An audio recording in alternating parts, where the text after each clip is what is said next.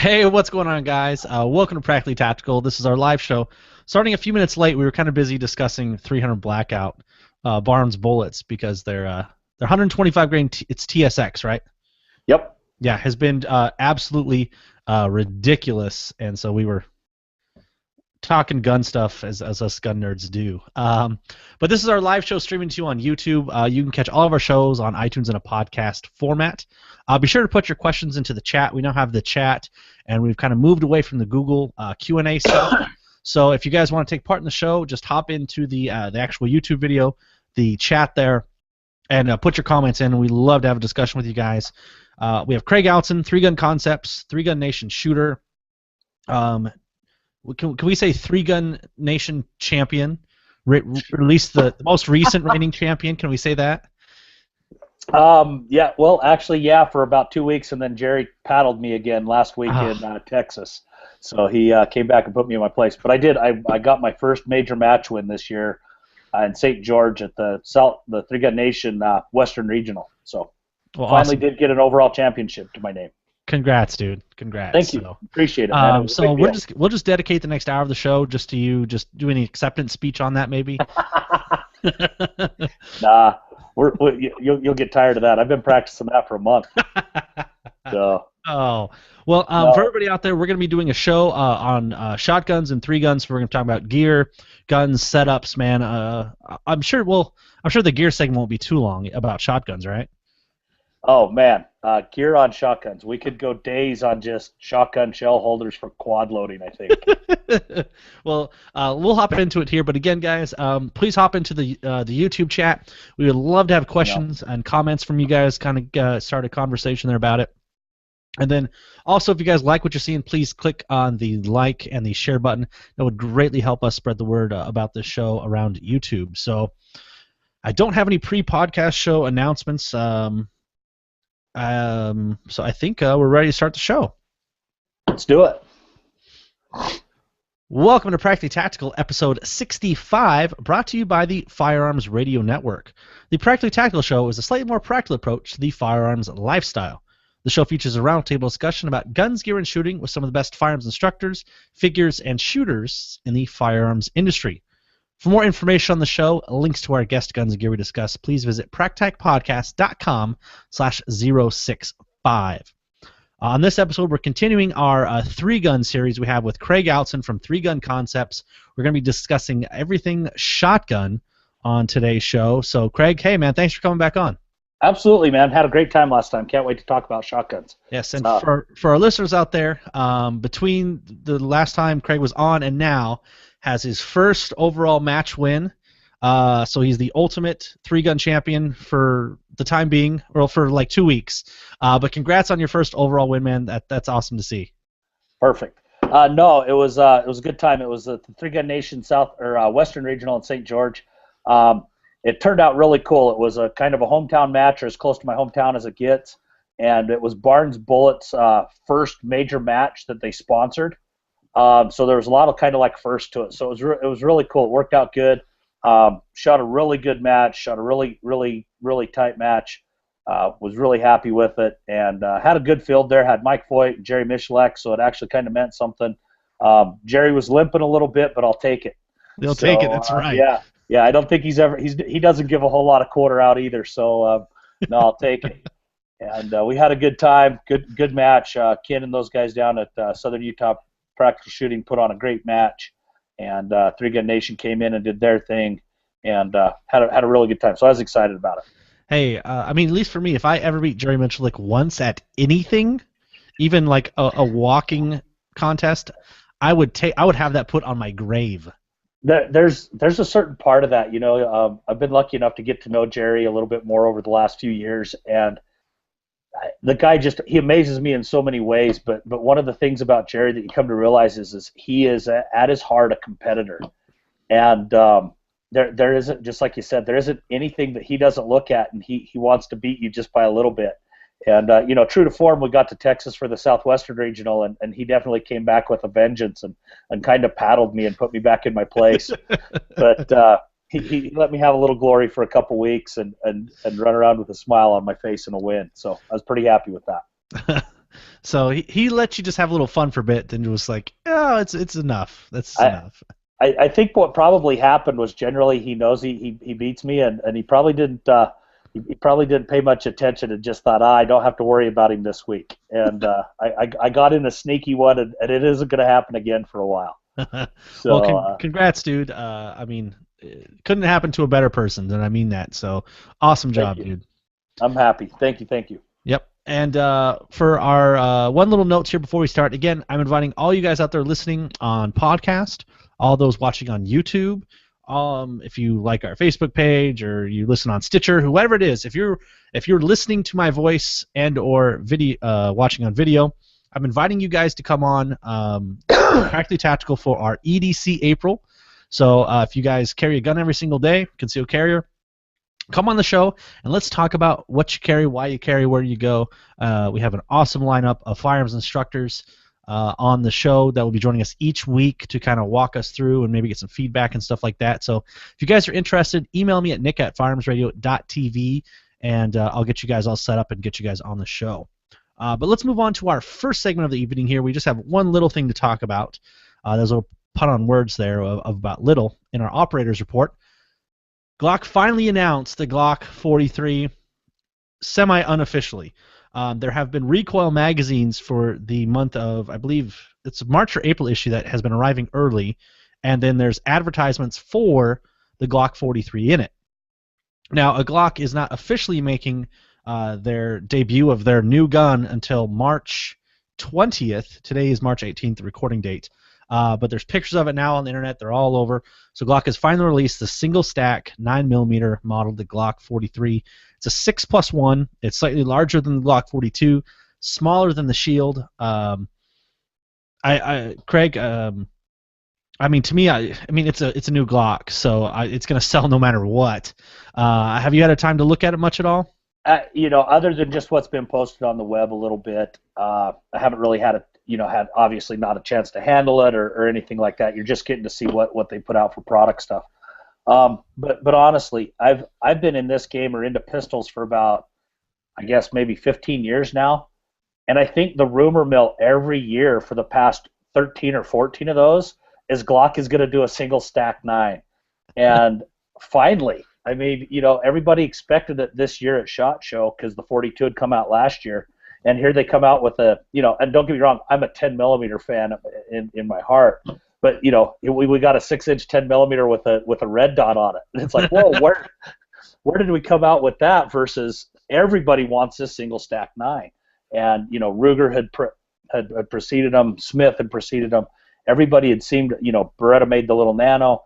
Everybody had seemed to hit this market niche with this small, single stack, flat, lightweight, easily concealable 9. Still had a major caliber to it, and Glock still kept seeming to be dragging their feet. So it'd be interesting to hear what the story is behind it, why it took so long, what the decision makers were, where was it a spring source problem, whatever it was. But I'm happy to see it come out. I'll definitely have to get one. Yeah, the overall dimensions here, we'll go over that real quick here, is 6.26 inches. Width is 1.02 inches. Height is 4.25 inches. Otherwise, in it, the rest of it is just the standard Glock. The only thing that I do see, it's a 6+1. Man, that's a little small. I mean, the shortest of the Shields is 7+1. 6+1 seems a little bit, again, I don't know, I read these dimensions and stuff, but to me it still doesn't click. I still got to see it and hold it and be like, oh, okay, that would only fit 6 rounds. But initially I am a little disappointed in the 6 inches, or not 6 inches. Phrasing, come on, really? Yeah. Yeah. Everybody out there, if you're one, you'd be happy with 6 inches. 6 rounds, there we go, 6 rounds. There we go. May have been a Freudian slip there, huh? But obviously, I think it's going to be it's a single stack Glock 9. It's what everybody wanted. I'm sure it's going to sell like no other. The MSRP on it is $580, which sounds really high, but the MSRP on Glock 19s is like $629. So I'm sure street price on this gun is probably going to be around $450 once the hype dies down a little bit. I'm pretty sure they'll probably get a little premium there at first as everybody's trying to get them and they get get the guns out and get in the pipeline. But the 42 was pretty expensive right off the get go, and it's back to street price 425, 450 when you find it. Yep. I'm pretty sure that'll come down too. And you say 6 rounds, but we always get that 6 rounds, and that's with the factory 4 plate and all of that. And there's always the pinky extended floor plate that comes on a mag that gives it 1 more round. And furthermore, you're going to see an aftermarket deal. The aftermarket always takes care of that. You see an extended mag or whatever comes into play. I think really what happens is you look at it and somebody wants to meet that footprint. We've got 4 inches by 6 inches by an inch and a half width that we want to meet, and so they fit it in that box first, and then let the aftermarket dictate whether somebody wants to put an extended magazine that holds 4 more rounds on it, or with an extended grip. But they can then meet that. These manufacturers can meet it and say we're smaller than anybody else, or we're an half ounce lighter than anybody else. And I think that's that's usually generally a pretty important part that people forget, that marketing angle is really important when a company does a gun like that. Yeah, no, that is true. But again, I'm sure it's going to be a home run. That'll be available at NRA annual meetings, which I believe is April 10th off the top of my head. I'm not going this year. And then that should be readily available in the hitting the streets. I think the end of April, beginning of May, somewhere in there. So you guys be on the lookout. Any information that we get, we're posting up on the Practically Tactical Facebook page. So if you guys haven't liked that page, swing on by. We'll keep the info running on there. But let's go ahead and jump into our main segment here. We're going to be talking shotguns of 3-gun. So real quick, because maybe this might help too. Can you kind of give us? It may seem like an odd question, but in 3-gun, what role does the shotgun play in 3-gun? Like, how is it used? What are you generally shooting? How do the stages of shotguns generally kind of work? So we kind of hit on this the first time I was on the show, and so I don't mean to bore everybody, but there's some history here that we need to cover that kind of lets us know how the shotgun first started being used in 3-gun, and then we'll talk about how that grows into what it's used like now. And originally, this was kind of a combat arms game. We wanted to see what we could do with our combat arms. So the shotgun was relegated to slugs and buckshot. So stages would be, generally shotgun portions of stages would be relatively short. They'd involve some slug targets maybe at distance, or maybe, some smaller targets that required you to be very accurate with a slug. And then they'd have some targets that you'd shoot with buckshot. And again, it might have been, some falling steel or some very restricted paper that kind of force you to be a little bit more accurate with that shotgun. So kind of simulate the way shotguns were used in combat or for law enforcement purposes and things like that. And that gets us to, back when shotguns were limited to 8 rounds or a 22-inch barrel. You hear so many people say, do I need a 22-inch barreled shotgun? Well, that comes from the old rule in SOF that said the magazine could not extend past the barrel, and they made a maximum barrel length of 22 inches, saying that that's essentially the biggest we can have a shotgun and make it practical. Mm-hmm. And so they controlled the capacity of the gun with the barrel length. So we've gone past that. Now we see shotgun used all sorts of ways. We see, we've got flying targets. So not only do we have, clays on stands, falling steel, knockover steel for the shotgun to shoot with birdshot, but we have a piece of fallover steel or knockover steel activating a flipper that flips a clay bird in the air for us to shoot. And a lot of places have even gone to where we're using, a small trap thrower or some type of skeet mechanism to throw targets, to simulate a trap or skeet or sporting clays presentation. So we've really expanded the way that we use shotguns in 3-gun, and use a lot more birdshot for that. Occasionally you'll almost always see a few slug shots, and that's usually on some distant steel, and predominantly birdshot. And we've gone away from having the buckshot targets or the real high strength shot targets to knock over, more for a matter of pragmatism and setting up the stage and trying to deal with what are we going to do with the target that way. Well, that kind of brings me to something I was going to talk about too, and maybe it's a good point to hit the beginning here. Is so generally now with ammo, do you guys generally run like 7.5, 8s? I, Uh, I we get this asked a lot, and you'll see a lot of guys, oh, I've got this and I've got that, and I've got heavy 4s and heavy 6s, and a lot of places by rule have actually limited what you can use for shot. They've toned the shot down to saying, hey, a max of 1,300 feet per second, max of ounce and an eighth loads, no shot size bigger than size 6. And basically, the idea is we've got everybody just shooting a regular load. So no longer are we going out and spending a lot of money on pheasant loads or hunting loads to get that energy.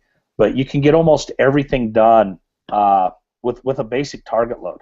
So anymore, I have the slugs that I shoot, and I usually run about an 1,150 to 1,200 feet per second, 7.5 or 8 shot. And I haven't been to a match for quite a while where you needed anything more other than the proper choke selection to get done what you needed to get done. Now, there's still some people that run some heavier shot and things like that, but to be honest with you, you just don't need it. Everything can get done.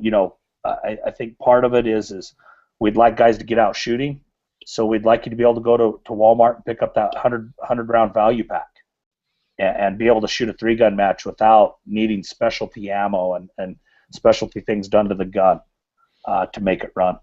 well, I can tell you, I bought my first over and under shotgun this past week. I bought one for myself for my birthday, and Good. I found it for a steal. It was a Fab Arms Your Alpha. I paid less than what it's worth, so I made out. You saved money. It was on sale. Yes, I saved money. It's a good investment. But man, I was just testing it out, and I actually took it to work and had to have a buddy do a little bit of work on it to get it fine tuned. But I can tell you what, you can feel a difference between shooting 8 shot and like 7. You can feel it in an over and under that. There's no, there's nothing to take up that recoil. You can feel a difference on it. So I can imagine shooting the lightest load over like a weekend could probably make a little bit of a difference. Pain wise, couldn't it? So the big thing is generally at a match, you're probably not going to shoot enough rounds that pain-wise is going to be there. You're not going to, when I shoot years and years ago when I was shooting trap and you had a 400 bird, 500 bird weekend, if you had a gun that didn't fit you right, you definitely knew it at the end of the weekend. You had a sore face and a sore shoulder. But if you look at a normal 3-gun match, maybe 100 rounds, 150 rounds, it's probably not over a couple of days. Probably isn't enough to beat you up so much. But what you'll notice is the way we're shooting the gun and transitioning between targets and trying to manage recoil and positions, the lighter load that we can shoot and still run the gun reliably, the faster we can be. And there's definitely some distinct advantages when we get through into this a little bit more and talk about the operating mechanisms for shotguns. We can see some of the advantages to having a one operating system over another and being able to shoot a little bit lighter load, have less recoil to deal with, and maybe have a more manageable platform to shoot. Okay. Well, that brings us. Let's talk about what do you shoot, and then after that, I think I just kind of want to go on some different parts about shotguns. Maybe talk about a few specific things. But can you tell us your typical? Now yours is something a little different because you run a box fed. But can you give us your rundown of what you run and why you run it? Yeah, absolutely. So both, I other than of course it's the best, You know what? As far as I'm concerned, as far as open shotgun goes, really shooting a box-fed gun is a distinct advantage. For a few years, I was one of the first guys to shoot a box-fed shotgun, and there was definitely some growing pains to it. I had a Sega for a while, and let me say that I'm really thankful for Jim Lambert at Firebird Precision. He's been one of the guys developing box-fed shotguns for a long time and been learning a lot, and so I've always been in the mix of kind of developing that. And he had the Segas pretty well wired, but the problem with building on a Sega was the quality control from original Sega was so all over the place. It was really hard to build a repeat gun for a gunsmith to build consistent guns without just having this wildly variable time cost in it. So now I'm still shooting a box-fed shotgun. It's called an Actal. It's called the Firebird Precision TAC 12A1, and it's kind of based on a Turkish platform, but as box fed shotguns go, we don't have very many stock parts in it. So Firebird makes a lot of their own parts. It's a gas driven gun, and we'll talk later more about gas versus inertia driven shotguns. But it's a gas fed gun, so we bleed gas off of it's basically like an AR. It sucks gas out of the shot that's going down the tube, and that gas energy is used to roll the action back and feed a new shell in. Box-fed guns suffer from a couple of things. One, 12 gauge is obviously a rimmed cartridge. So when we start building magazines, we have all of the inherent problems of having rimmed cartridges and how they stack and fan in a box magazine. And you'll see a lot of guys with 18 and 20 round magazines. And what I found over the years is around that 15 round mark in magazines is what the limit is for ultra reliability. Mm-hmm. Past that, you have to start running so much spring that then the action's affected because there's so much spring tension on the rounds. And if you don't have enough spring tension, then you don't have enough spring to get the round into place for the action to pick it up, and you just kind of run into some issues like that. But those are kind of some of the things surrounding a box-fed gun, but that's what I run in open division. Love the gun that I've got right now. It's running really well. Early on, we had some ammo issues. Finally got it sorted out to just knowing that it was ammo finicky. I've been able to do my part with it and feed it the right ammo, and it runs like a top. So much so that some of the guys who have stuck to tube-fed guns in open are even starting to be able to say, hey, okay, that whole being able to do a 15-round mag change in a second and a half is pretty advantageous rather than shoving sticks in 4 at a time or things like that. And you're not going to mention any names, though, because you're a classy gentleman. So I can't mention any names, but he knows who he is. But it's a legitimate thing, right? I think one of the things about open division is we're always playing with guns on the edge, and so there's a lot of development that goes through. And just because one guy solves one problem with the one gun he's got doesn't mean that's completely applicable to every gun out there. And so we're always kind of swimming in this tank of, did we get it fixed? Did we actually solve the problem that we were seeing? Because so often you solve the problem thinking it's one thing, and all you really do is find out 3 more. And so it's one of the reasons I love open. It's a lot harder. Sometimes it's frustrating, but there is some things that go on there. When I shoot tac scope, I've been shooting a Remington Versamax for a few years. I actually went to the Versamax when it first came out, and I do kind of prefer gas guns over inertia guns. Everybody, Benelli's have this kind of what am I trying to say? Mystical, legendary reputation for being absolutely without malfunction. And I can tell you, as many other people can, that all shotguns will malfunction on you. But I went with the Versamax because it was a gas gun, which means I can run a little bit lighter loads, which, back to what we were talking about, I can actually run some loads that allow me to not deal with as much recoil and managing the gun as other people. It's been really, it's been pretty good for me. The big thing that I like about the Versamax, or that it offers over any other gun available, is it's built on a 3.5-inch receiver. So when we start talking about quad loading or loading duals, there's another 1/2 inch on that receiver to get shells in and create a mag funnel with it, and that's actually pretty significant when you're throwing rounds in the gun. You can tell between that and a 3-inch receiver that you've got just a little bit more wiggle room, a little bit more room to manipulate those shells, and that's been really helpful to me. I like it for that reason. Okay. Well, some you hit on here. Can you break down the different shotgun divisions that we have? Because obviously you talked about open, and then the other one was tac scope. Did I say that right? So okay, let's we'll talk division definition. So open, there's 2 words being used right now within the outlaw 3-gun community and then 3-gun nation. Most of the outlaw community says open is open division, and that's kind of everything's unlimited. You can have compensators on the shotgun, red dot sights. It can be a box fed shotgun. The tube length can be as long as you'd like it. You can use speed loaders. So if anybody's seen the Speed Stick speed loaders, you can use, if anybody's familiar with the XRL products, Mark Roth designed this rotating. It's one of the most awesome contraptions in the world. But you can have 28 rounds hanging on a tube-fed shotgun, and as that tube empties, another tube rotates into position, and you have more rounds come out. And there's 4 tubes on it that you can fill up. So those things are all legal in open division. Three Gun Nation terms that division unlimited. So open and unlimited are synonymous with each other if somebody's starting to look at the rules. The next division down, we've got tac scope, or what Three Gun Nation calls practical. So in tac scope and practical, we're still talking now a tube-fed shotgun, whether that be your Benelli, Browning A5, Remington Versamax, Beretta 1301, Stogers, the Michelek Mossbergs fall into that category. There's not very many restrictions on it.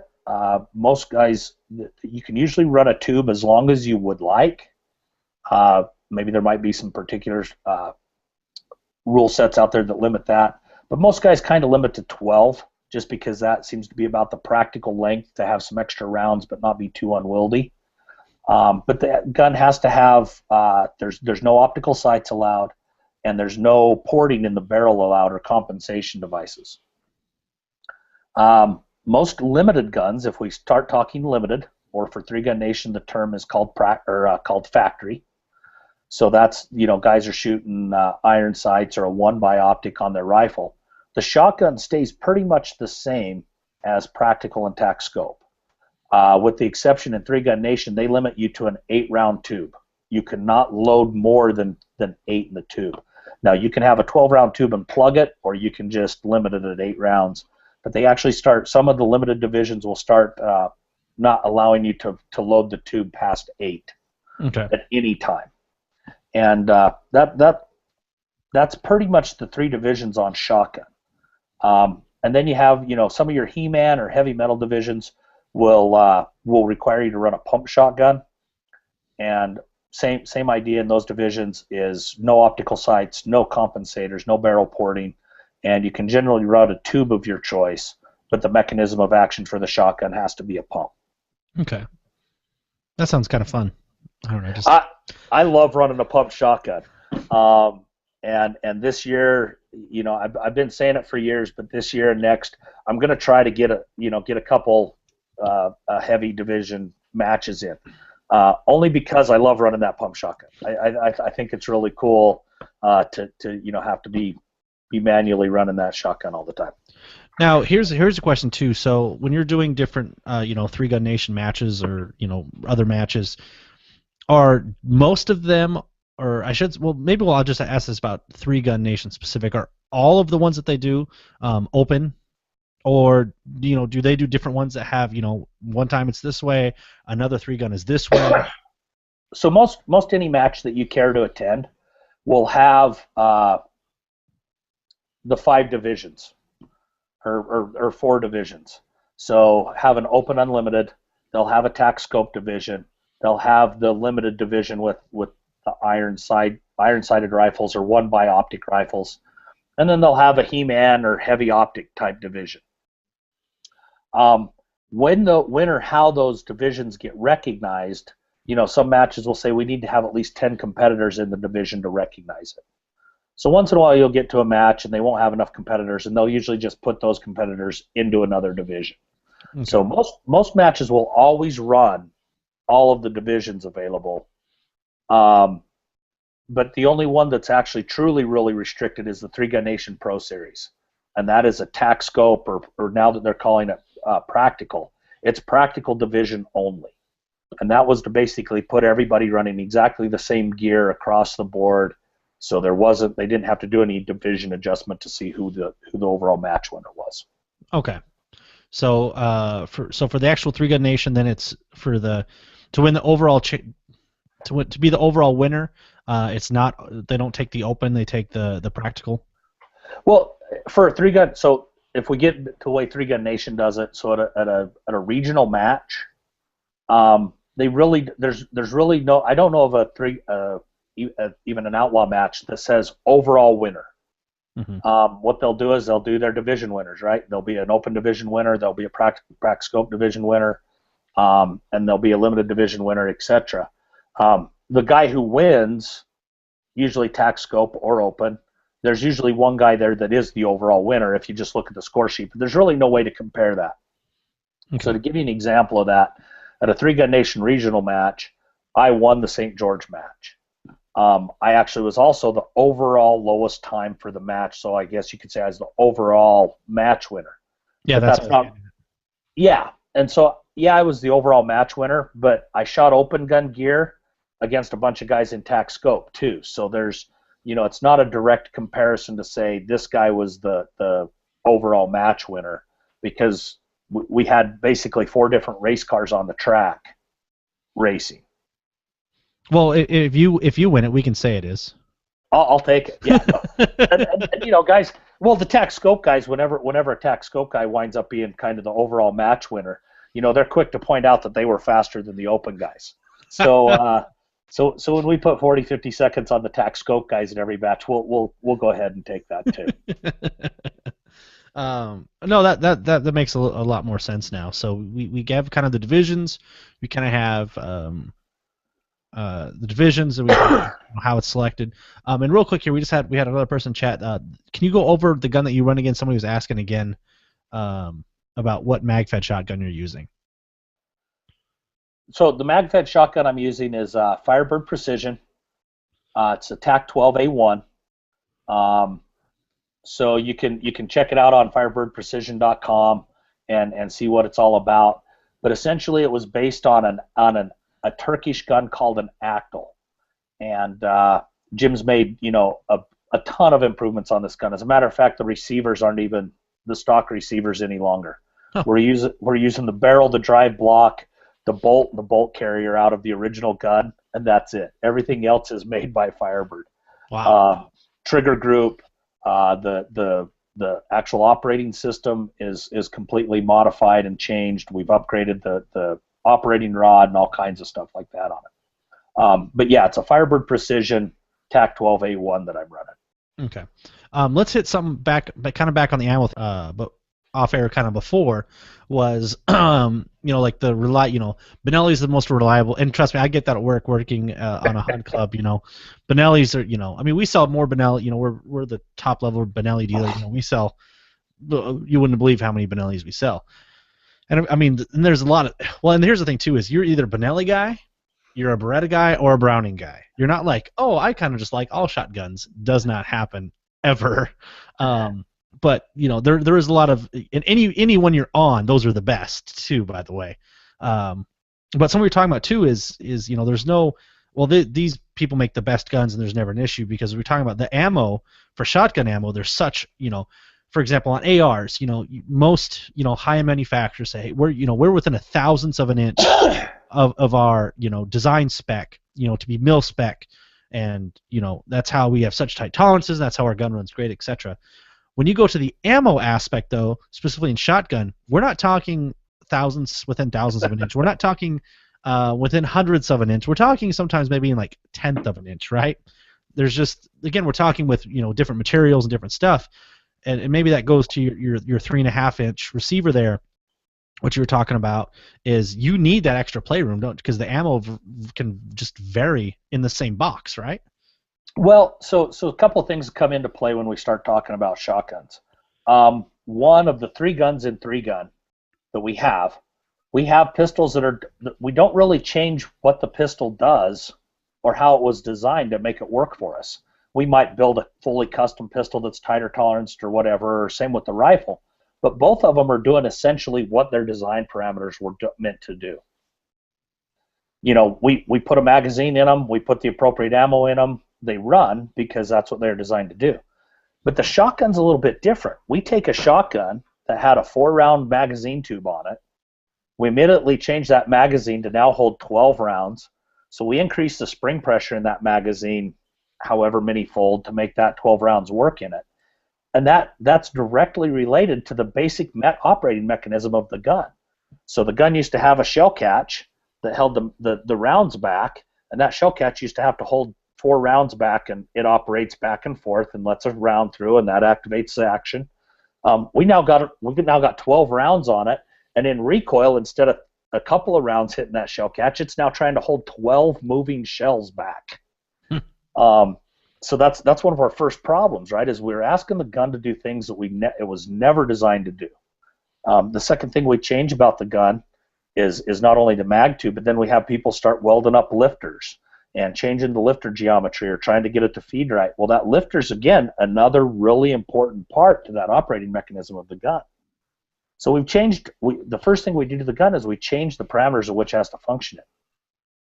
Then when we look at ammo, our pistol and our rifle ammo, we have an exact spec. We case gauge it. We know to the hundredths of an inch how long we loaded that ammo on our press and all of those kinds of things.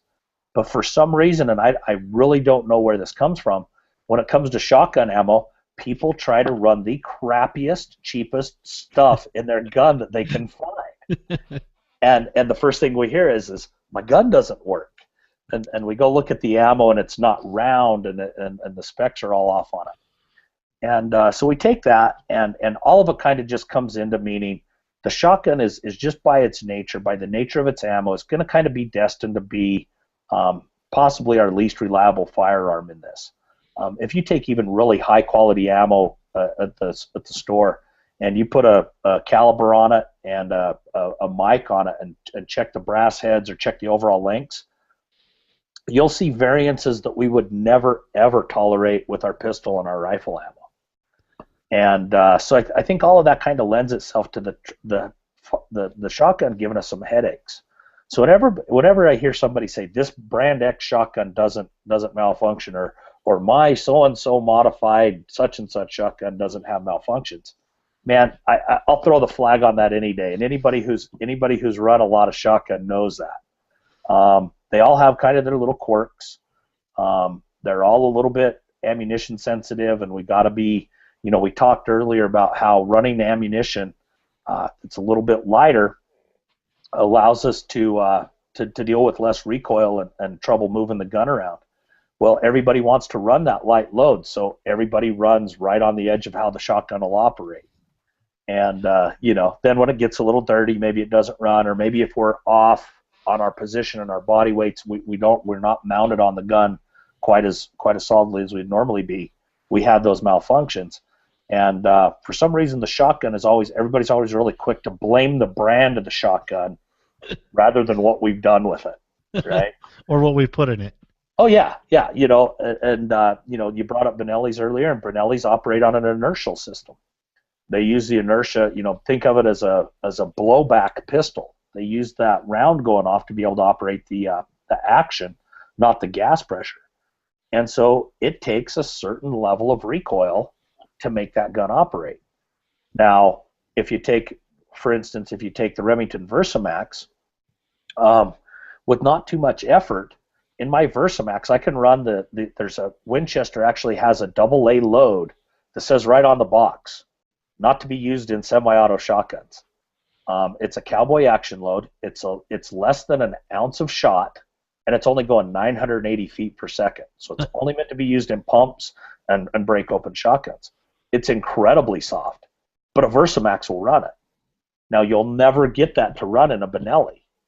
And so what you get is guys trying to get a lighter load to work in their Benelli, and then they experience some malfunctions, and there's always this kind of give and take there. So shotguns are kind of a nightmare and a headache by their nature, by the nature of the ammunition, and then they're definitely a headache in this game simply because we're modifying them and asking them to do something that they were never ever designed to do.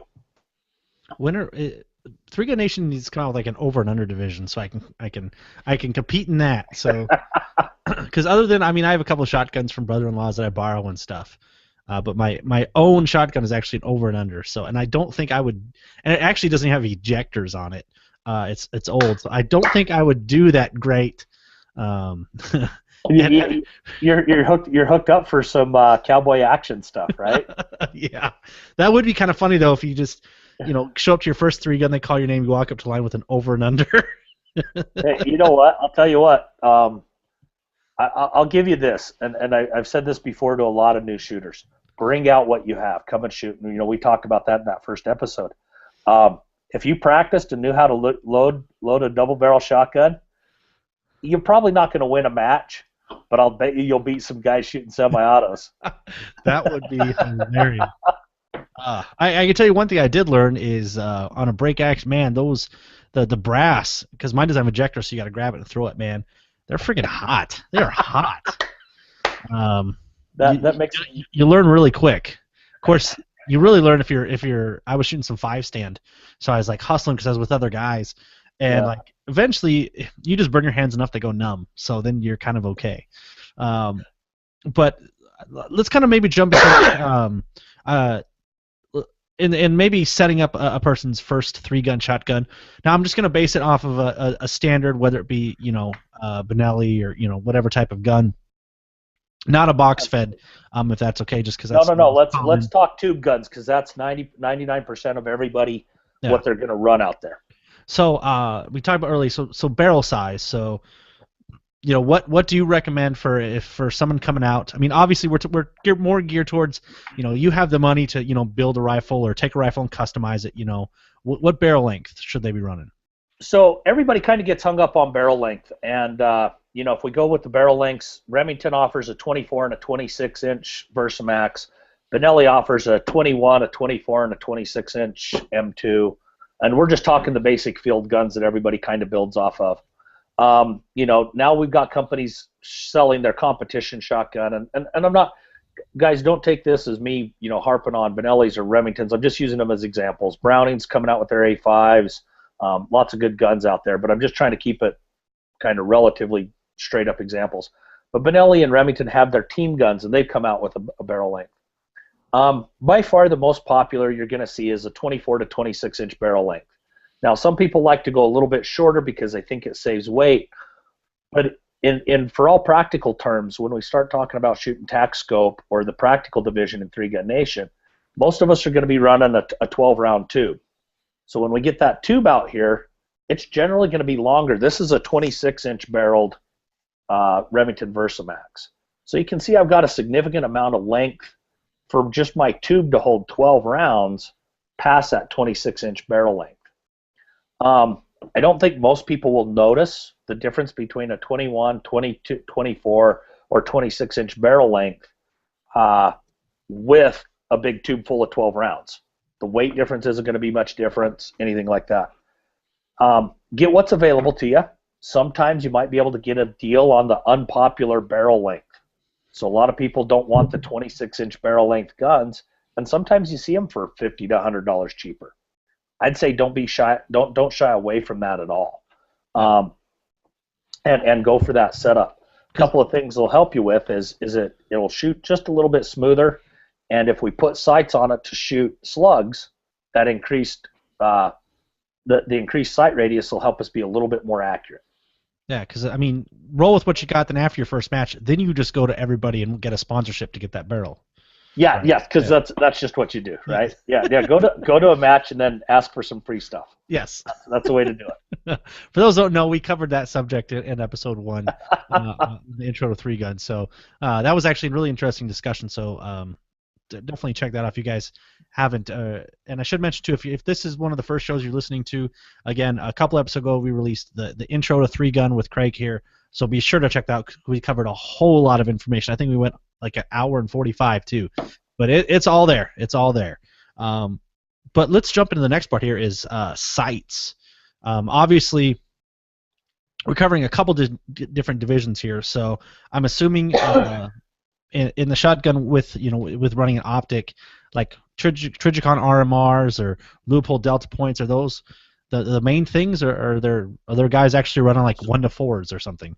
So again, in open, most everybody runs a mini red dot.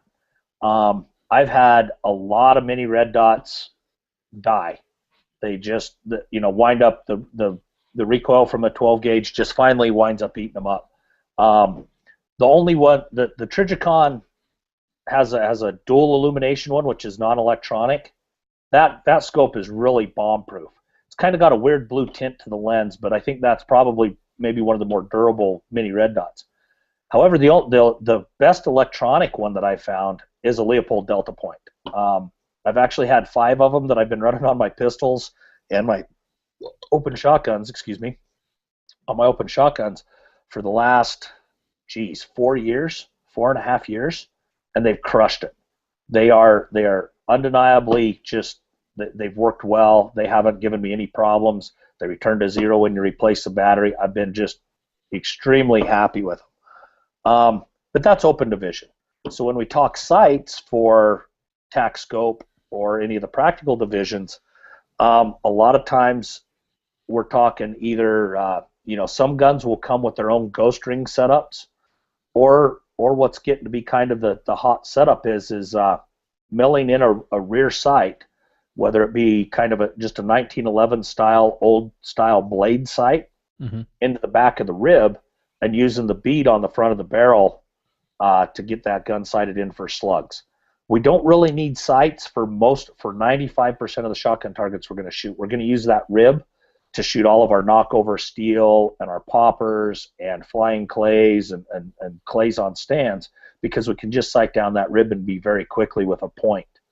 But when we start shooting slugs to 50, 75, and 100 yards, or we start shooting slugs with some no-shoots around, most people will be significantly better off to have a rear sight and have some type of sighting system that's going to allow them to shoot accurately. Okay. Would you recommend ghost rings? Would you recommend kind of like the blade style you were discussing, or does it just whatever personal preference, not tremendously a big deal? There's some personal preference in there, but I think by and large people will be faster with a blade type sight.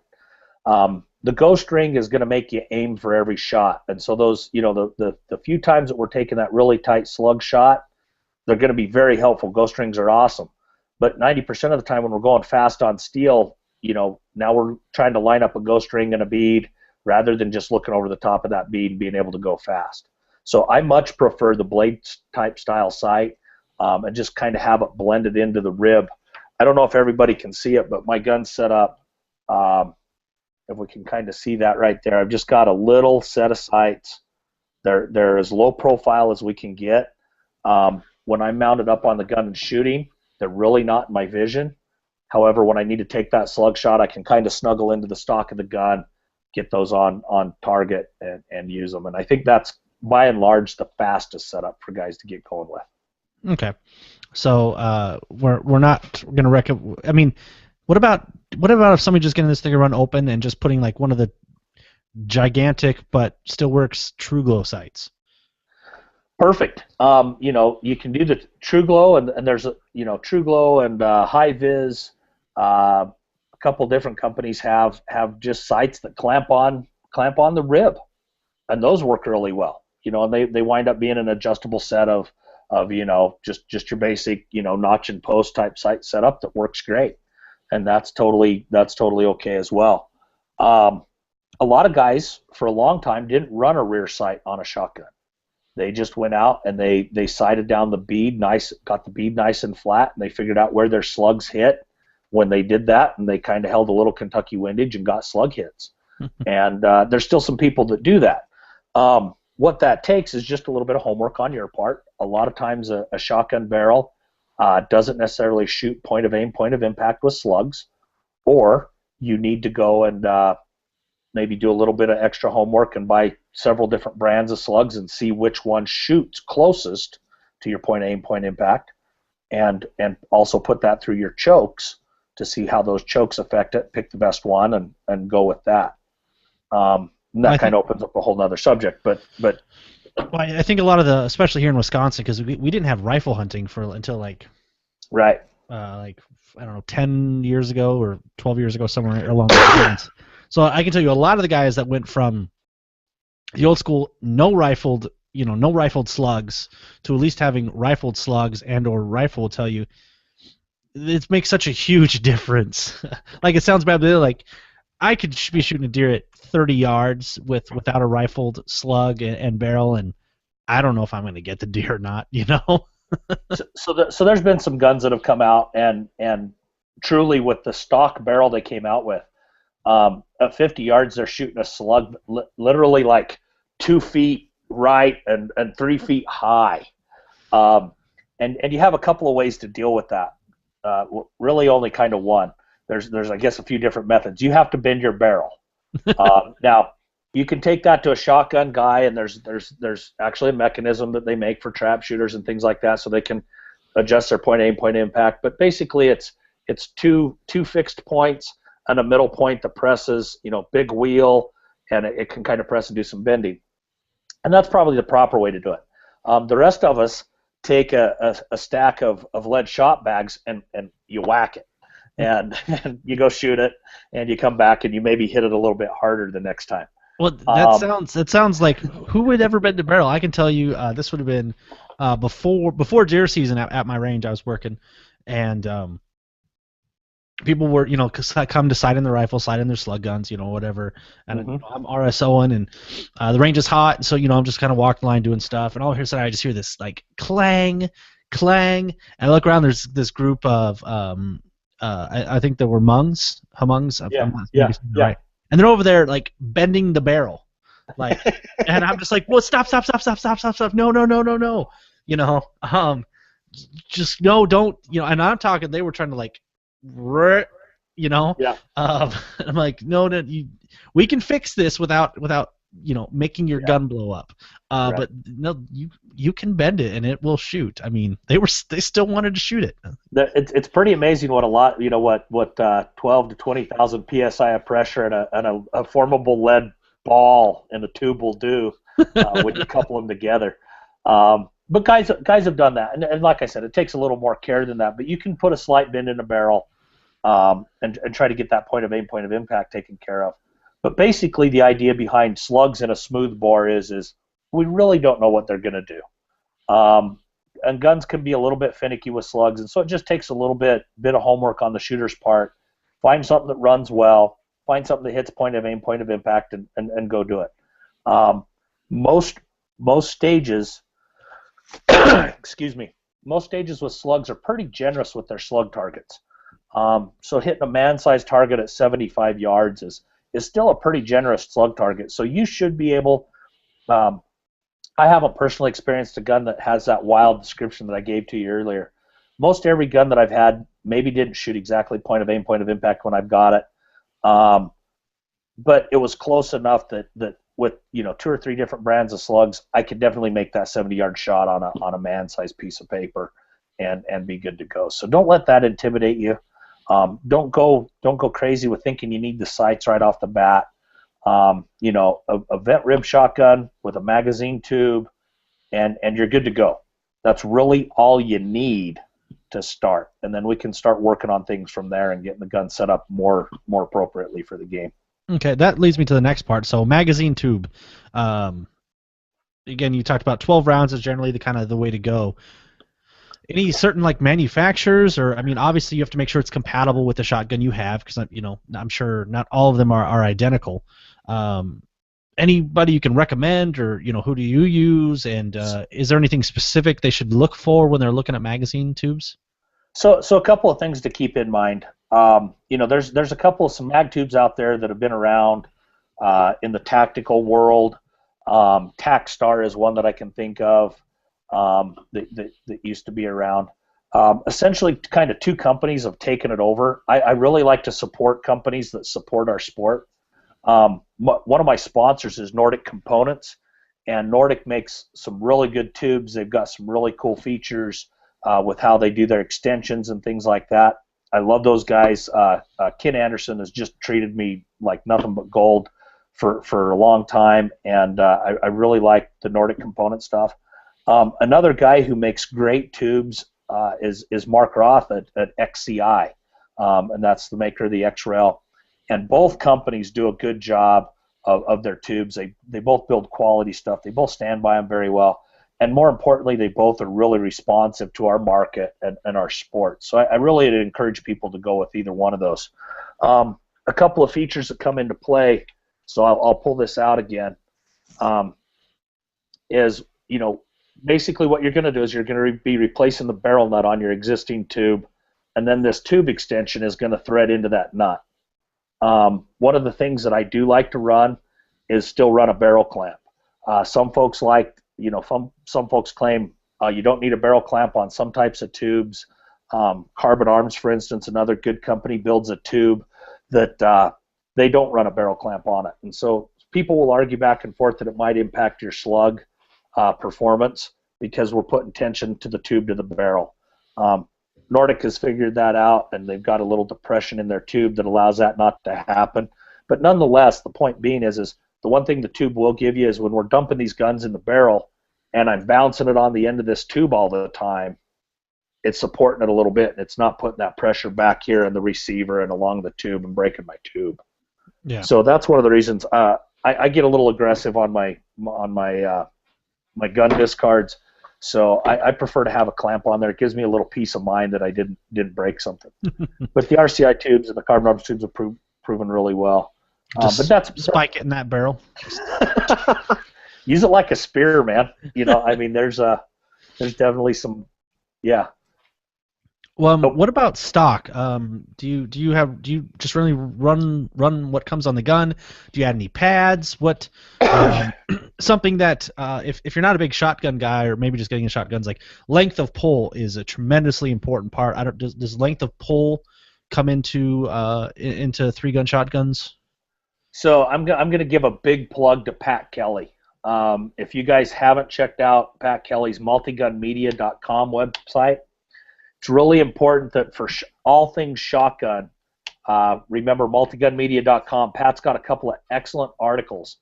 2 things that he addresses and teaches you all you need to know about are, 1, choke selection, which we can talk about here in a minute, but he also talks about shotgun fit. And while we're probably not as intense of getting shotguns fit correctly in the way that the clay sports players are, trap, ski, sporting clays, what's really important about the gun is when we start talking about the stock relationship, not only is our comb height very important, but the cast and cant and fit of the gun is very important, because remember, what we're doing with this is we're pointing it. So to have that gun kind of fit to us is really important as far as when we pick that gun up and go to work with it. We want it to mount very easily, which means generally we want a little bit shorter length of pull than we would on a clays gun. It's going to mount much quicker. It's going to mount much easier for us. It kind of sucks it into the body, and we can control the gun a little better. And then we're going to want that gun to align our eye straight down that rib. The quicker we have that alignment, the better that stock fits to our cheek and our shoulder. The more on target we're going to be when we get that gun running. Now, most guns, Beretta, Benelli, Remington, I believe the Browning A5 comes with it. The FNs come with it. There's generally some adjustment and some shims that come when you buy the gun that will allow you to adjust the fit and can't cast of the stock. It is worth doing if you have one of those guns and you have the ability to try some of those different setups and see how that gun mounts for you. I want to be able to mount that gun and already be looking where that gun's pointing. The fit of a gun is incredibly important. Most people that you see, actually the stock is too low for them. And what that generally causes is them to miss high, because putting their head down on the gun, they can't see the rib anymore, so they'll raise their head up off the cheek piece. Well, then they tilt the gun up to see the front bead, and they're shooting high on targets. So if your gun doesn't have a replaceable comb or the ability to adjust it, one of the simplest fixes for that in the world is get just a piece of Kydex, get it warm, drape it over your stock, put 2 pieces of little boy Velcro on the inside of the Kydex, put 2 pieces of little girl Velcro on your stock, and you now have an adjustable cheek piece on your gun. It's like $5, and one of the most critical parts of gun fit, you can adjust and get it styled for yourself.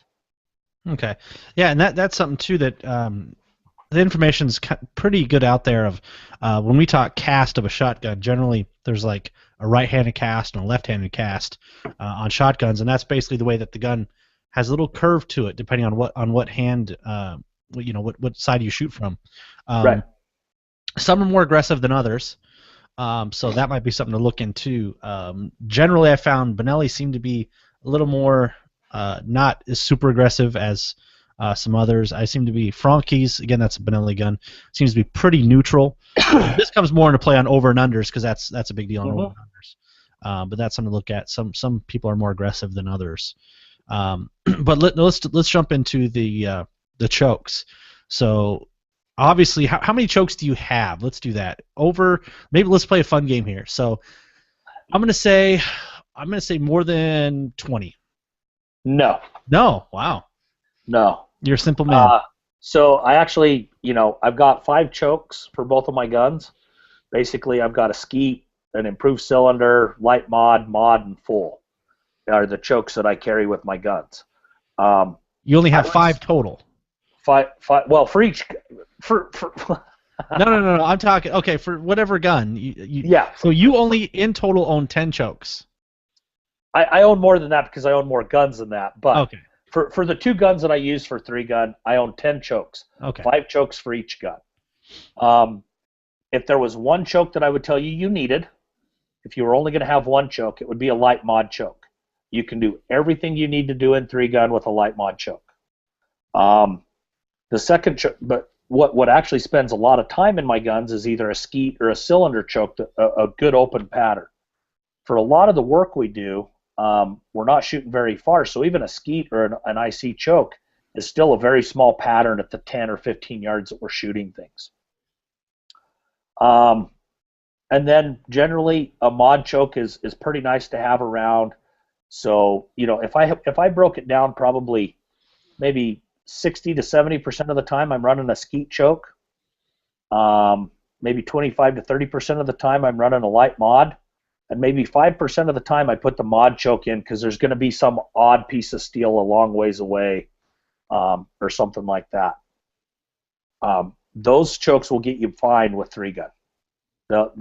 That's more than you need for 3 gun. Some people will get a diffuser and some specialty chokes and things like that. The one caveat to that, since we're talking specifically shotguns, and it's a year that we're going to World Shotgun Shoot, when you shoot international shotgun, you will need more chokes. They will it's not uncommon for them to take a 4-inch piece of steel, just like this, say the size of my hand, and put a no-shoot piece of steel in front of it. And both of them are 4-inch pieces of steel, so I'm literally shooting this side of the palm of my hand as a no-shoot, as the shoot steel to knock over, and this is a no-shoot. So you'll have to run a full or an extra full choke and still hold off to just clip the edge of something. The international community gets very technical with shotguns, so we'll use our chokes a little bit more. But the big question we get from a lot of people, and choke use, is everybody, I think the biggest thing people forget is they think of the choke as only a 2-dimensional thing, as in what does my pattern look like with a particular choke in 2 dimensions? How big a round is it? Mm-hmm. But what we got to remember is it's actually 3-dimensional. So not only is how big a round it is, but how long does it become? So when I shoot even a skeet choke, and I say I want a pattern this big, I got to remember that it's going to also have a length component to it, and that length dictates the energy that goes on to knock over steel. And what happens is a lot of people, until you go out and actually see what it can do and maybe do some testing and take some notes for your gun, you'll actually see that you can knock over steel at quite a long distance with a relatively open choke. So we're talking, a regular full-size popper that's set just a reasonable amount, nothing crazy light or nothing heavy, but you set that popper up, and you can knock it over with a skeet choke at 25 yards. And I think people kind of need to do a little work, and it's worth doing your homework so you can more appropriately know how to use your chokes. Man, I'm still a 4-inch with another 4-inch no shoot. That's like, to me, I just look at them like I'm just gonna shoot them both and just go along. There's definitely times you want to do that. Don't get me wrong.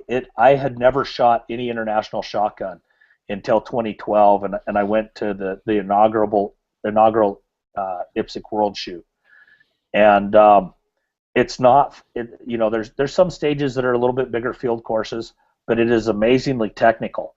And so it might not be what someone would call the funnest shooting they've ever done, where we get to run around and just shoot at everything real crazy. But it was so technical and the challenge was so high. I won't miss another one in the future. It tests you as a shooter. They've got stages that are literally like shooting a rifle, but you're shooting a shotgun. Wow. And then there's some wide open stages, and you get to go a little faster, but the mix is pretty amazing, and the technicality of it is incredibly challenging. Yeah.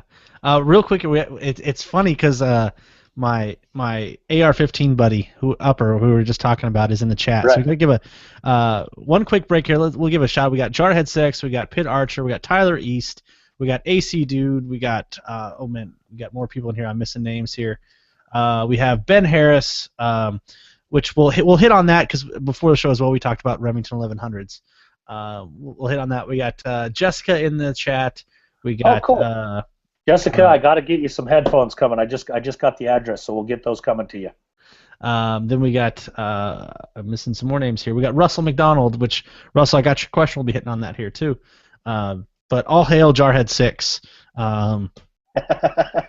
He is the resident YouTube operator, but he was said shotguns are good for shooting doors. So I think they can be used a little bit more than that. I've never been attacked by a door, but should I get attacked by a door, I'm all over that. No, I have had the chance to use. There's definitely a place for shotguns, and you see them a lot as breaching tools and specialty rounds, and that's certainly a good use for shotguns, and it's something to not be forgotten. This game of three gun, you see a lot of people have these kind of silly discussions, and they want to post on the web about how they're more tactical than the other guy, and my shooting sport is this much more tactical, or I don't engage in shooting competitions because I only go out and do tactical things. I don't know that anybody ever makes the claim from three gun that somehow or another that we're somehow doing anything more than trying to run the gun, put rounds on target in the fastest, most efficient way possible. Now, there could be some arguments made that that's a great way to gain a tactical advantage in a real world gunfight, and I would actually definitely be in that camp. Well, are you hitting on one of the live questions? No. Was there one out there? Well, yes. We'll jump to that here. And for all you listening on podcast, I invite you guys to come join us on a live chat. We're recording every Wednesday night at 8 p.m. Central Standard Time. We have a bunch of guys in chat going to town here. But this would be a great time because you're hitting on his question. So Russell McDonald asked, how are the tactics your team in three gun? Let me reword this here. How are the tactics you learn in three gun? Are they transferable? He's using that in quotes to real world applications. So what a lot of people might not know, and take this for what it's worth, I did get to play SWAT cop for a few years. So as a paramedic for my fire department, our sheriff's department put medics on our SWAT team. So I have a decent amount of tactical exposure. I happen to know a lot of guys through this business who actually do a lot of real world gunfighting. And things like that. So I have enough exposure. I'll speak on it. I don't claim to be an authority, but I think we can use some logic. I think what we get into is when somebody says, what tactics do you learn shooting three gun?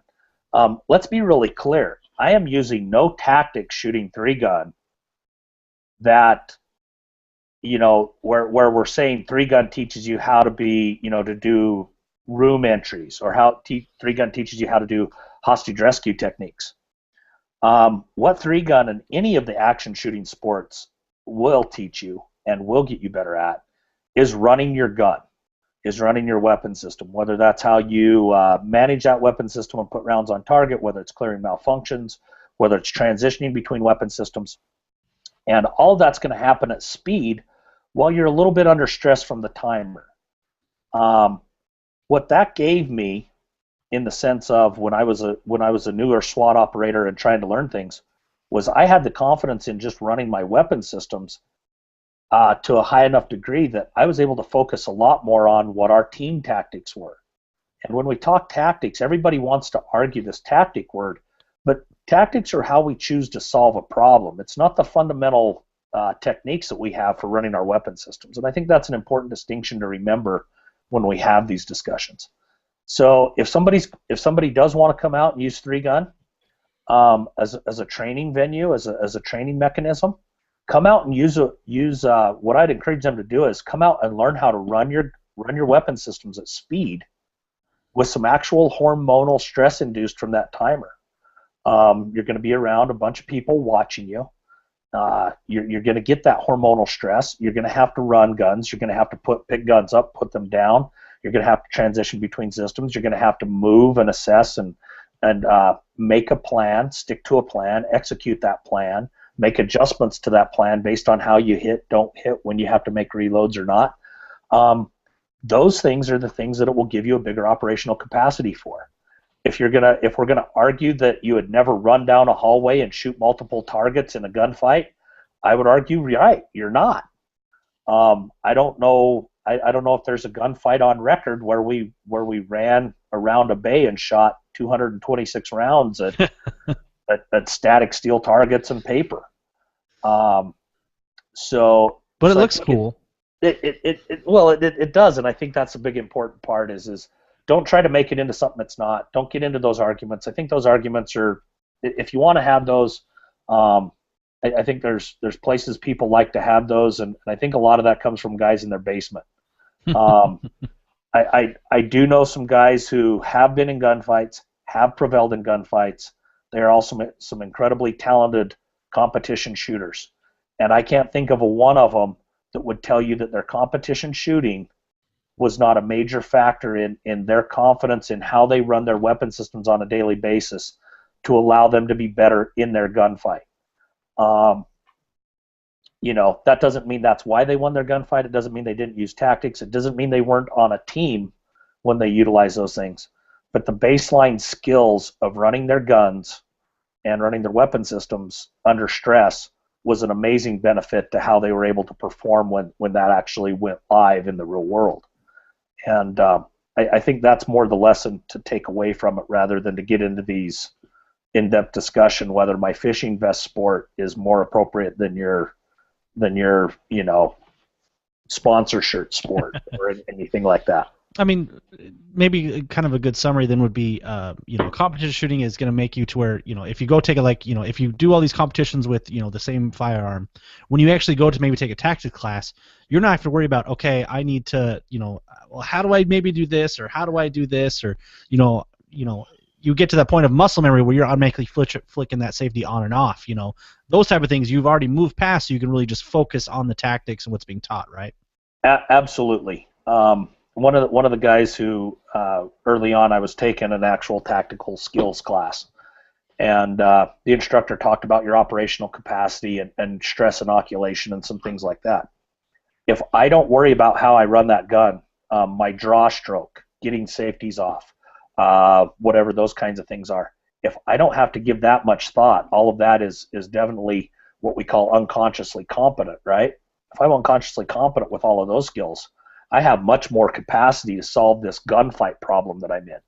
Where am I moving? How am I communicating with my team? What is the bad guy doing? Bad guy or guys doing?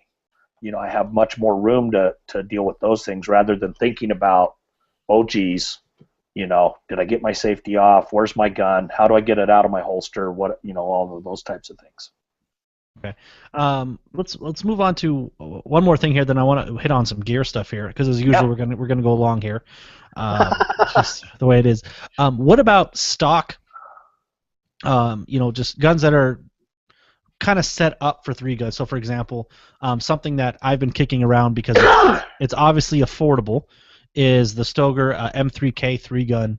That's set up. It's geared towards at least 3-gun ready. Or then, of course, then there's the two different models of the Mossberg 930, which is the Jerry Michalik series, and then those come in two different ones. I believe there's the only difference is one comes in cryptic, which, of course, if you look cool, that's the most important part. Absolutely. What about any of those? You have an experience with any of those? For me, it's just like, wow, if I want to get into this, the Stoeger. MSRP is $699. I think you can pick them up for about $599, somewhere in that range, street price. To me, it's like, okay, if I'm going to get into this the first go around and learn, I'm going to do it on a cheap gun. For me, that's maybe a bonus, but what's kind of your thoughts on that? Dude, I am so jealous of what's available in the shotgun market. when I first started this game, you had to go find, whether it was a Dave's Metalwork extension tube or it was this total cottage industry. You had to go find a shotgun, and then you had to buy every individual doodad to try to modify it and make it work for this game. And what we've seen just in the last couple of years, and it's a good testament to how much three gun has grown, is we've got manufacturers putting 3-gun ready shotguns out there. And we've got some pretty high-end deals. We've got the Benelli team guns. We've got the Remington team guns. And those are running in the $1,500, $1,600 bracket. But they've got everything. I just opened up a port for a buddy who bought the new Remington, and it's got sights. It's got extension tube. It's got, adjustable stock. It's got everything ready for you to go. And what that also has done is we've seen these guns that maybe we'll call, a more value-driven or more price point-driven gun. The Stoeger 3-gun option is awesome. I think that's a great package for guys to pick up. The Michelek package is really good. So you mentioned some of those that are available. For $700 to be able to go buy a gun, it's got an extension tube, it's got some port work done to it. How can you go wrong? I'd really encourage guys to do that. If you're getting into this game and you don't have a shotgun at all, those are some really, really good options. And I think what people tend to not realize is they sit and say, well, maybe the Stoeger's not as nice as the Benelli. I'll wait until I can afford a Benelli or a Remington or maybe a more expensive gun. But remember, even if you buy that Stoeger and you run it for a couple years and find out maybe you want to upgrade or do some other things with it, you know what? There's always that new shooter guy. Those type of guns hold their value so well because there's always that new shooter at your club that he's looking for his first shotgun. And it's such a good deal to be able to turn those over.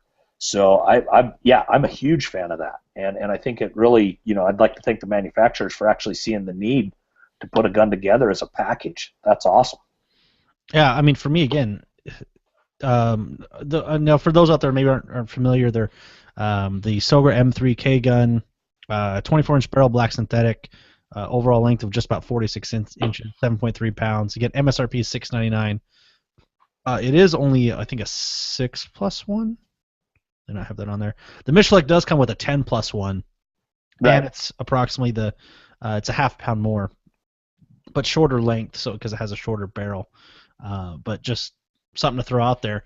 Again, the MSRP on the Jerry Michelek Pro, not the Cryptic, is $776. I guess how much more is it for Cryptic? Let's see here, because I mean, if you can get Cryptic, you might as well. $804. Oh. You get the Cryptic. It's the Cryptic Typhon. Oh man. Yeah. I mean that's worth 10 to 15% on your score right there. Right? You will be 10 to 15% faster for what was that, a $35 price difference, $40 price something difference? Like that. Yeah. I'm just imagining craziness. At least I'll look good missing. Yeah. Because that's what's important. No, just like you said, to have a gun that's suitable for this stuff under $1,000 in a package, awesome, absolutely, all day long. Yeah, I mean, again, that comes with that's pretty much ready to go. It doesn't have the 12, but at least got 10. Hey, good to go, right? Hey, 10's easy. A quick note on that. Remember, a lot of for almost every match that I'm aware of with tac scope and practical or the limited divisions, you can only start with 9 in the gun. So the reason we run a longer tube is sometime we may load higher than that, or we may start, when we pick the gun up, we can then put some shells in it, but you always only start with 8 in the tube, 1 in the chamber. And so for people to understand that, remember, it's not a huge handicap to have that little bit shorter of a tube. It just takes away a couple of options down the road. So it's not an immediate necessity as much as it's one of those things that we talk about, what you can do eventually to get a little faster, or open up options for yourself. So let's move on to the gear stuff here. So let's imagine you have a war belt when you're going to a 3-gun competition. What's on your war belt, and then we'll just walk through some different pieces. So I think if everybody isn't too familiar with them, there's a couple of different ways to load. We went through a weak hand loading phase where we grabbed 4 shells with our weak hand. For me, my left hand, which is actually incredibly weak. If you cut off my right hand, I don't think I could even talk with my left hand. But we'd grabbed 4 shells out of a shell caddy that kind of held them horizontally. and we'd put them in one at a time, just kind of like this. And I think everybody's, if you want to, there's plenty of videos on YouTube doing loading. What developed to be a little bit faster was caddies that held the shells stacked up end to end, and we either do that in 2 round called duels or 4 rounds, and we call those quads. And it was a new technique to load the gun. So what you'll see as far as gear that you need to load the gun, and this again we're talking about tube-fed shotguns. We'll call them shell caddies, and there's several different manufacturers.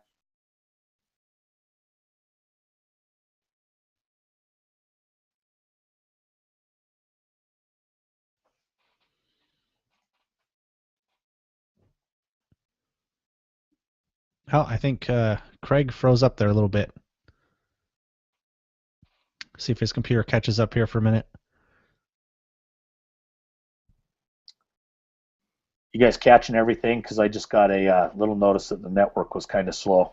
No, I just heard you started talking about loading with you talk about the shell caddies with 2, then 4, and you see people loading, and okay, that's all we got there. Cool. Sorry, you guys. There was just a little connection blurb there. I'll start over. So we talk about the shell caddies we have on our belts, and generally the caddies will either hold them one of 2 ways: one to hold for weak hand loading, or the caddies will hold them in a method that we use called duels or quads. Feel free to look up YouTube. There's hundreds of videos of guys doing loads. But the shell caddies you'll see on your belt, you'll generally need, stated, you start with 9 in the gun. You won't see a lot of stages that have more than, say, 16 to 25 shotgun rounds. So generally you'll need at least 2 caddies on your belt, and most caddies hold 8 rounds. So sometimes the math is different depending on the actual product you wind up purchasing. But you'll generally have 2 caddies. We want to have a few extra rounds to be able to load in the gun because either our load doesn't go right and we drop a couple shells, or we have a couple misses and we need to load a couple extras. But if I have 2 8-round caddies, that's 16 rounds. I've got 9 in the gun. It's 25 rounds, and that's going to probably get you by on most any local match you go to, and it's going to get you by on most any match you travel to as well. Then you're going to run into some stages that are a little longer. Easy enough. You borrow a caddy from a buddy, you borrow a caddy from a squad mate, or maybe you finally buy that extra 3rd caddy that you want. But you'll see those caddies generally carried centerline on somebody around their belt. There's a couple of different ways as well. You'll see some chest rigs that hold the caddies up high that we can wrap around our chest or our abdomen that have those caddies mounted, and we're able to load off those too. And that really does it for the gear. I know that kind of sounds simplistic, but really the hard part comes from several different manufacturers of the gear, several different ways to load the shotgun, and having the gear that kind of specifically holds the shells for the way you're going to load and things like that. And I think that's the big question for people is they don't quite know how they're going to load the shotgun. Therefore, they don't know what gear they need to buy for the method that they don't know they're going to use yet. And it can kind of get a little bit overwhelming. What I tell people a lot is yes, there's definitely a fast way to load the gun. Loading quads can be the fastest way you can load a gun. And you'll hear rumors and things about, there's a lot more pros doing it now and things like that. But the thing to actually focus on is being really consistent and smooth with your loads. And so, buy some used gear, buy some used caddies, learn to load, and get that load to be very, very efficient for you, very perfect for you. You may change your loading method down the line, but really the key to loading that shotgun is just nice, consistent, be moving a little bit, a nice, easy walk, and being loading that shotgun every time it comes off your shoulder. And that'll still keep you competitive and keep you working towards getting better and keeping that shotgun in play. Okay. So what's your favorite caddy? You maybe recommend some just reputable names out there that you see a lot of guys running? I'd be remiss. My favorite caddy is definitely TACCOMs. Again, Tim sponsors me a little bit, but I ran into the TACCOMs when I first started quad loading. Coming into the 3-Gun Nation Pro Series as being an open shooter, I was definitely way behind the curve loading a tac scope shotgun. I was kind of one of the early adopting guys who started quad loading when everybody was still doing a weekend load. and it helped me a lot to have these quad loaders. So I've kind of stuck with Tim's stuff. I like them. They're really sturdy. They're made out of Delrin. There's enough adjustability that I can get them to work for me.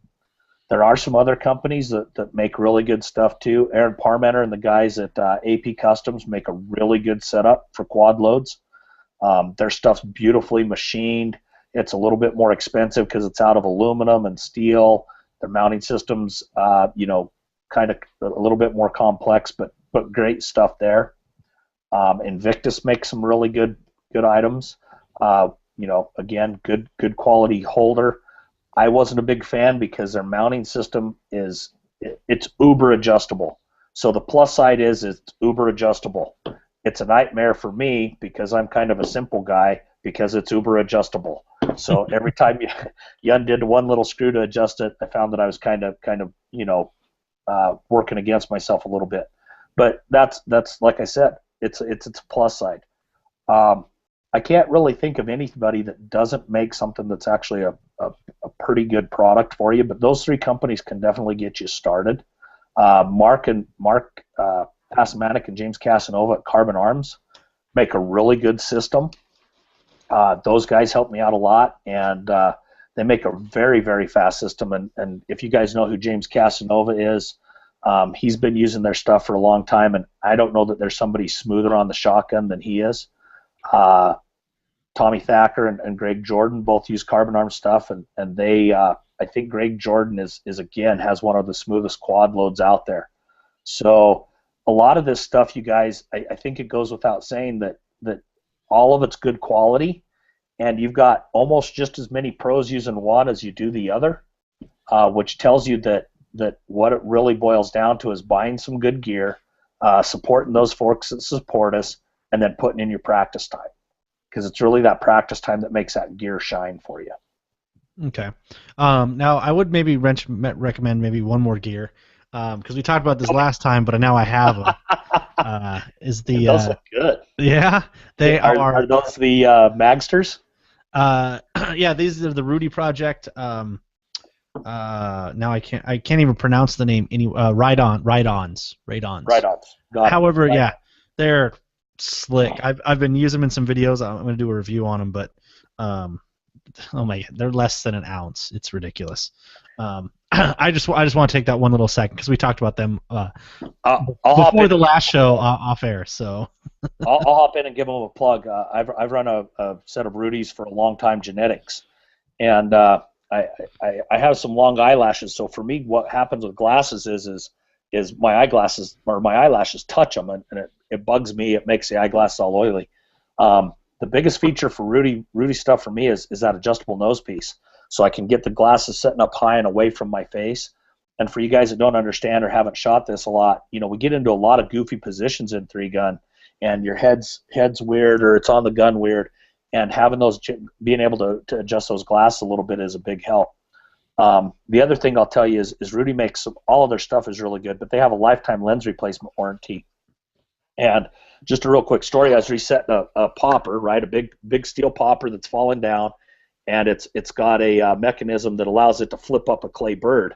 Well, I'd put the clay bird on lifted the popper up, and I put the clay bird down, and I was just about ready to move out of the way, and out of the corner of my eye, I see the popper falling. And I took a clay bird, probably going maybe 20, 25 miles an hour, right to the face, and it was stingy. It was definitely stingy. I might have cried just a little bit, but gouged the lenses that I had. There was a couple little gouges with them. I still actually shot the rest of the match. The gouges weren't that bad, but sent them to Rudy. No questions asked. Sent me a new pair of lenses, and these happened to be photochromatic lenses that were like $100 lenses. Didn't even ask a question. And the big part of that is that was a huge impact to my face. Nothing past where those glasses covered. There was no injury at all, nothing at all. And so love those things. I would also say their other lines of sunglasses are fantastic as well. So somebody got the hookup, didn't they? Yeah, they were very, very common. One thing, for those that are curious, there's an on target. It's actually 45 minutes long, but I learned so much about optics and why blue wavelength is so hard for your eyes to I'm not using the correct term, but digest, and why you want to block out blues, because it's a short wavelength compared to other wavelengths. Awesome show, awesome show. But yeah, they came on the show and really broke stuff down to us. But the number one thing is they support the shooting community. They support the firearms training community. They're a sponsor of Sentinel Concepts. So Steve Fisher, they're a pretty pro freedom kind of group. So it's great to see that they do sports shooting training, competitive shooting. They're a big firearm supporter. So that's, to me, that's one of the biggest bonuses of any company. Guys, I need to mention that too. As we talk through this, I definitely have my sponsors, and I like to promote my sponsors as much as I can. I've got some sponsors that have been really good to me, and I've developed really good relationships with them. But what I'd encourage you to do when you get into this sport, there's a lot of firearms companies that sell good stuff, but really look at who's actually supporting the sport, who's sponsoring matches, who's helping to put things on the ground, who's putting prizes on the prize tables for us. And if you can, when you make a purchase decision, try to vary that. Even if it's a little bit more money in that company's, you spend a little bit more money on that product versus company B. Remember that company, probably already gave you some stuff back. One that we get into a lot is I've got a MGM Targets is great to me, and they're one of the best target systems out there. But here's a gig. I've never been to a big 3-gun match that Travis or Mike and those guys haven't already driven a load of steel to, haven't already sold steel to those guys at a deep discount. They are always putting money and effort back into this sport. So maybe when I go to buy steel targets, they're a little bit more expensive, but I've probably gotten that extra expense back several times over in shooting a couple matches that they supported. So keep that in mind when you're buying. When you're buying glasses, when you go to buy gear and ammo, there's those companies that really do, Nordic Components and Market Extra, there's those companies that really do try. They make it part of their business plan to encourage the shooting sports. They encourage junior shooters. It's really, really important that we do that to keep these sports going. Yeah, no, I wholeheartedly agree with you there. And again, too, it's just like you said, like MGM. I don't know too much again, but I know that there were maybe some things that weren't going to happen for competition shoots, and they rolled up and took care of things. And plus, they're from my home state of Idaho, so I gotta support them anyways. But no, they're great guys over there. Again, I met them at SHOT Show with you the first time, and they were totally open to doing some stuff. I need to get in touch with them actually, but he was just like, hey, next time you're in Idaho, come out, shoot at our place, go, do whatever. So right. Super awesome people over there. And there's tons of companies like that. Like I said, I've got sponsors that I'm really loyal to. But it's funny when you ask me about caddies. I use Tim's stuff. Tim supports me. I'd go to bat for Tim any day. But there's also other guys that make really good stuff, and they support the sport too. So I'm just asking folks out there. You don't have to choose exactly what I said, or you don't have to pick my sponsor. I hope you do. When you do, let them know I sent you. But the other part of it is just please make sure you're supporting somebody that's supporting us. Yeah. No, I wholeheartedly agree. But so in the 3-gun, the shotgun 3-gun world, is there anything we've missed out on or haven't touched on that we need to hit on? A huge thing I think that everybody asks a question of that we didn't address. There's tons of shotgun questions, but everybody wants to know about port work and cutting ports and doing modifications to the shotgun. Because like I said, almost without a fail, if we went and bought a Glock or something like that, there's a whole cottage industry that gives us all the goodies to make the Glock faster. Obviously, there's a huge industry that makes our ARs faster and all of those kinds of things. There's not very many people that know, hey, where do I go get the port cut or anything like that? And so one of the biggest things that guys worry about is to make things load easy is we start seeing how to expand the loading port. And the only thing that I can tell guys is feel free to get a hold of me. One, I wrote this out a while back, but it's a little 4-step. It's an email. I'll kick you back, and it's kind of the principles of what you want to do when you do your own port work. And this is simple enough to do. There's guys doing it out there. If you want to ship your gun off and have it done, there's guys doing it. But this you can do with some files and some time. You can do it a little bit faster with a Dremel tool and some time. You can do it really fast with an air-powered die grinder. But I would suggest you go nice and slow because there are some places to watch out for. But port work is important in that loading process. It really does help us load better. Okay. Um, so port work. Anything else that we may have missed there, skipped over? I can't think of much. Anybody got any questions as far as chat goes? Does anything you want to know? Okay. We'll leave that there, and we'll let that there's a little bit of delay here. So one question we do have, though, is from Jessica, is wanting to know the best brand for, I'm assuming shooting glasses, for smaller heads or women. Have you seen any reoccurring themes or companies with women shooters? I think I would echo that the Rudy Project glasses are very good about that. Um, ESS company, a lot of models from ESS come in both a large and a small. Oakley is fantastic about it. The two companies that I can tell you without a doubt, Oakley and Rudy, if you go by their models, they will actually generally have measurements on them.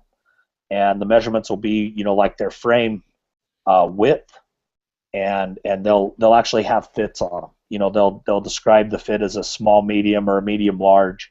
And sometimes it's like I said, glasses are a nightmare for me, so I generally have to try them on before I go there, before I purchase some. But there are a few out there that you can look and start getting an idea of on models that might fit that smaller head, whether you've got kids or a female or just somebody that doesn't have this huge watermelon shaped noggin that I pack around on my shoulders. They're not meatheads like us. Yeah, yeah.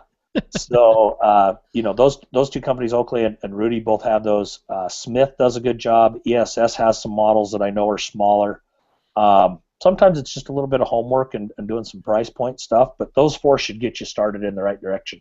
Yeah, I know on Rudy's project, I believe it's Rudy Project NA. They give literally every dimension. They do dimensions from forehead to glasses and nose and weights and everything on their website, and then they break down all the colors available if you want, like transition lenses like these.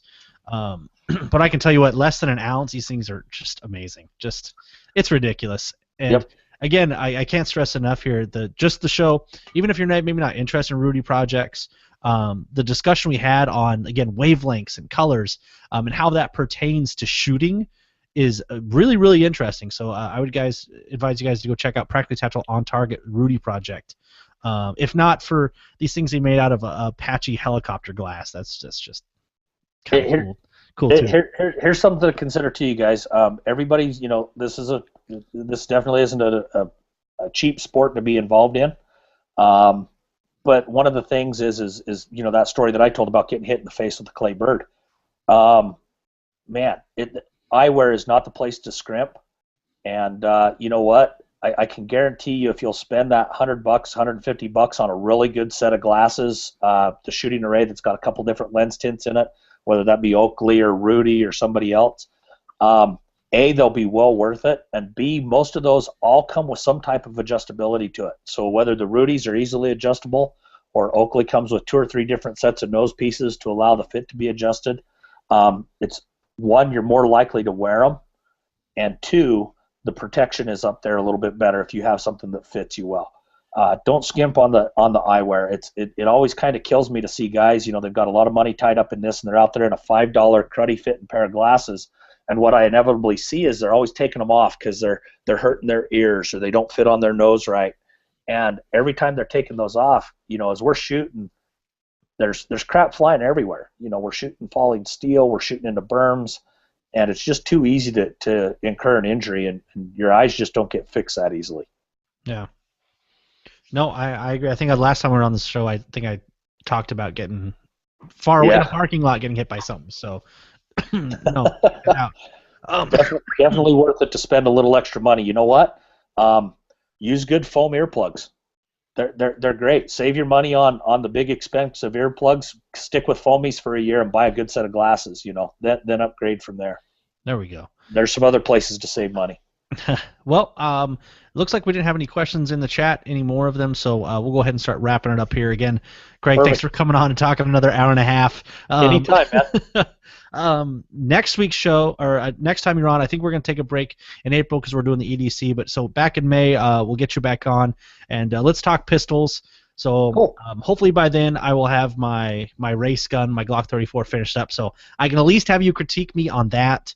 Sweet. And again, for anybody out there too that maybe it's not necessarily 3-gun, but maybe it's another handgun competition shooting, send me in your setups and what you're running, and maybe Craig can offer some feedback or suggestions, or if you maybe want to make a gun and you don't know parts or whatever, email me those as well, nick@farmsradio.tv. And I know we'd be more than happy to. Hey, I'll talk gear on handguns we'll go All 4 day long. hours. We'll go 4 hours. Let's go nuts. All right. Um, We'll but get send that in. Jimmy John's on the phone. Get us There we go. going. That'll work. But that'll be we'll do handguns and we'll cover ARs, and then I'm sure we'll probably have to have another one after that just to wrap everything up. But again, Craig Outzen, 3-Gun Concepts, man, thank you for coming on and talking with me about this. All the time, man. There is a 3-gun competition April 16th near me locally. I don't think I'm going to be able to swing that one, but I know I found my local site. I can't remember Badger. I can't remember now, but they list all the upcoming sites, and then I think I found a buddy that will drag me to a 3-gun. Jeremy Catt over American Defense Manufacturing. So maybe not the April one, maybe the May. I'll see if he can if he'll drag me to the 3-gun and we'll give it a run maybe. So. I think we're going to give it a try. Perfect, man. I can't wait to hear about it. I may not share the score sheet with you, but Everybody started somewhere, man. That's right. I've got some score sheets hidden somewhere too that should probably be burned rather than shared. But and everybody starts somewhere. Yeah. But yeah, so everybody out there, please, if you're interested in this, email me, man. If it's a related subject, send me an email, and if it's something that's relatable to the show, we'll cover it during the show. So also, we really want your feedback here at Practically Tactical, so please send us any compliments, feedback, guest suggestions to nick@firearmsradio.tv. Also, for you guys giving us a review on iTunes, thank you very much. For those that have given us a review on Stitcher, thank you very much. Keep those coming in. It really, really helps out the show, especially in rankings of shows. But thank you again for all those awesome reviews. I really appreciate it, guys. While you're checking out on iTunes and doing reviews, please check out the Gun and Gear Review podcast here on the Firearms Radio Network as well. I actually guest hosted that show for Ryan, as we joked on the show. He's recovering from getting gangrene from the Magpul logo tramp stamp he got. So we're wishing him the best, but we actually broke down the Glock 43 and kind of talked about that, as well as the new FNS 9 Compact. So be sure to check that out and all the shows on the Firearms Radio Network by visiting firearmsradio.tv/iTunes. So, well, as always, guys and gals, we thank you for tuning in. We thank you for listening, as we greatly appreciate it, and we'll catch you next week for another episode of Practically Tactical.